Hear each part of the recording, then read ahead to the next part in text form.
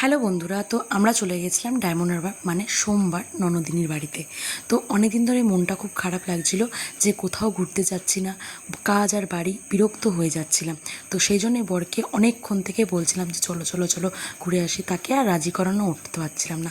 তারপর অবশেষে সে রাজি হলো, তো আমরাও বেরিয়ে পড়েছিলাম গন্তব্যে আমাদের।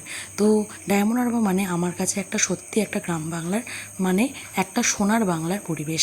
আমার কাছে এর থেকে বড় আর কিচ্ছু নেই। মানে আমি যেখানে যাই ডায়মন্ড হারবার আমার ননদিনীর বাড়িতে, তো সেখানে এত সুন্দর পরিবেশ যে আমি তোমাদেরকে কি বলবো বোঝাতে পারছি না। এত সুন্দর আমার ভালো লাগে, আর ওখানে একদিন থাকলে না তোমার মনটা খুব ভালো হয়ে যায়। তো আমারও মনটা ভালো হয়ে যায় যদি এরকম পরিবেশ থাকে।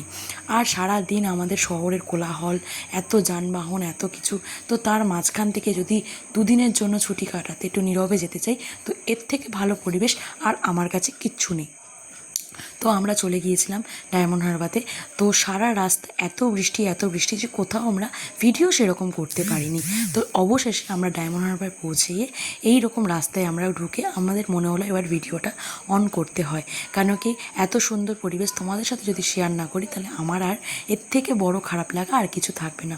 তো অবশেষে এত সুন্দর ঝকঝকে ছোট ছোট ফাঁক দিয়ে গাছের যে এত সুন্দর রোদ্দুর ঢুকছে, এর থেকে বড় আর সুন্দর পরিবেশ কিছু হতে পারে না।